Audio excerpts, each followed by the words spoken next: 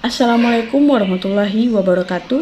Perkenalkan, nama saya Filda Kudubun, NIM 202048023, kelas A semester 2, Prodi PGSD, Fakultas Keguruan dan Ilmu Pendidikan. Tujuan saya membuat video vlog ini untuk memenuhi tugas perkembangan belajar peserta didik. Ada 4 pilar menurut UNESCO. Yang pertama, learning to know. Yang kedua, learning to do. Yang ketiga, learning to be. Yang keempat, learning to live together. Pengertian UNESCO. UNESCO ini merupakan singkatan dari United Nations Education, Scientific and Cultures Organization. UNESCO sendiri merupakan sebuah organisasi internasional di bawah PBB yang mengurusi semua hal yang berhubungan dengan pendidikan serta kebudayaan dalam rangka meningkatkan rasa saling menghormati.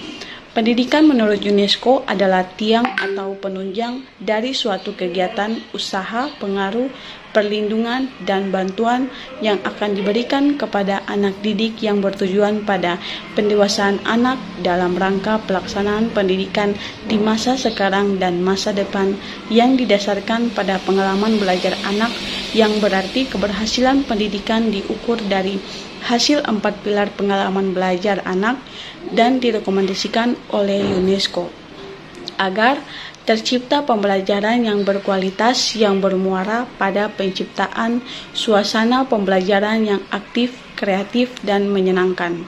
Dengan demikian, maka pendidikan akan menjadikan manusia untuk menguasai ilmu pengetahuan, memiliki keterampilan, menjadi dirinya sendiri sesuai dengan bakat dan kemampuannya, serta dapat hidup bersama dengan sesamanya. Learning to know atau belajar untuk menguasai, tidak hanya memperoleh pengetahuan, tetapi juga menguasai teknik memperoleh pengetahuan tersebut. Pilar ini berpotensi besar untuk mencetak generasi muda yang memiliki kemampuan intelektual dan akademik yang tinggi. Secara implisit, learning to know bermakna belajar sepanjang hayat atau lifelong education. Asas belajar sepanjang hayat bertitik tolak atas keyakinan bahwa proses pendidikan dapat berlangsung selama manusia hidup, baik di dalam maupun di luar sekolah. Learning to do atau belajar untuk melakukan. Sasaran dari pilar kedua ini adalah kemampuan kerja generasi muda. Peserta didik diajarkan untuk melakukan sesuatu dalam situasi yang konkret yang tidak terbatas pada penguasaan keterampilan yang mekanistik, melainkan juga keterampilan dalam berkomunikasi, bekerja sama, mengelola dan mengatasi suatu konflik. Melalui penerapan pilar kedua ini, dimungkinkan mampu mencetak generasi baru yang memiliki intelektual tinggi dalam bekerja dan mempunyai kemampuan untuk berinovasi.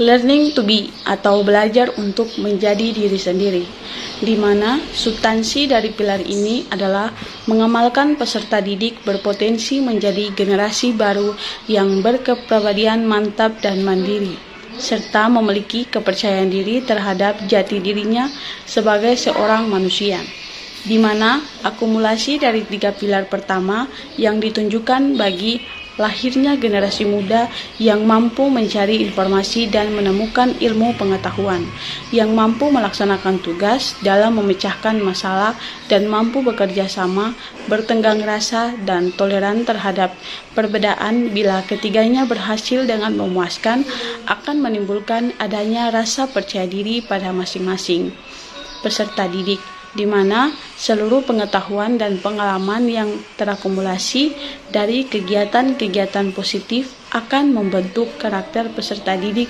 menjadi pribadi yang bermasa depan cerah. Yang terakhir, learning to live together, belajar hidup bersama. Peserta didik sudah harus dibiasakan untuk hidup bersama, saling menghargai, terbuka, memberi dan menerima. Perlu ditumbuh kembangkan. Kondisi seperti ini memungkinkan terjadinya proses belajar untuk menjalani kehidupan bersama. Penerapan keempat pilar ini dirasakan sangat penting dalam menghadapi era globalisasi dan era industri. Perlu pemupukan saling pengertian antara suku dan agama agar tidak menimbulkan berbagai pertentangan yang bersumber pada hal-hal tersebut.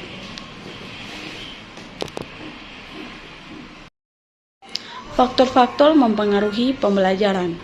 Faktor yang mempengaruhi belajar seperti yang diketahui, pembelajaran merupakan upaya untuk membelajarkan siswa. Kemampuan belajar siswa menentukan keberhasilannya dalam proses belajar. Dalam proses belajar tersebut, banyak faktor yang dapat mempengaruhinya.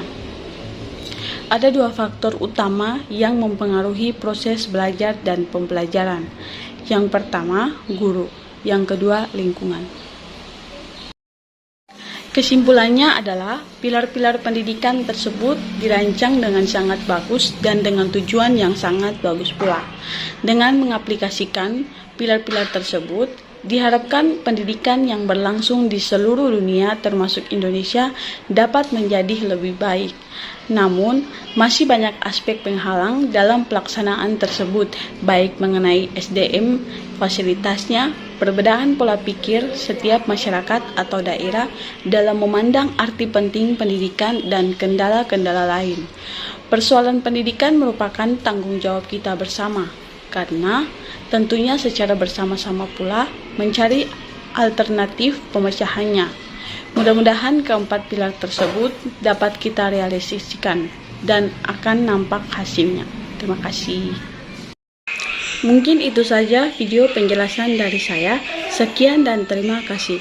Wabillahi taufiq wal hidayah. Wassalamualaikum warahmatullahi wabarakatuh.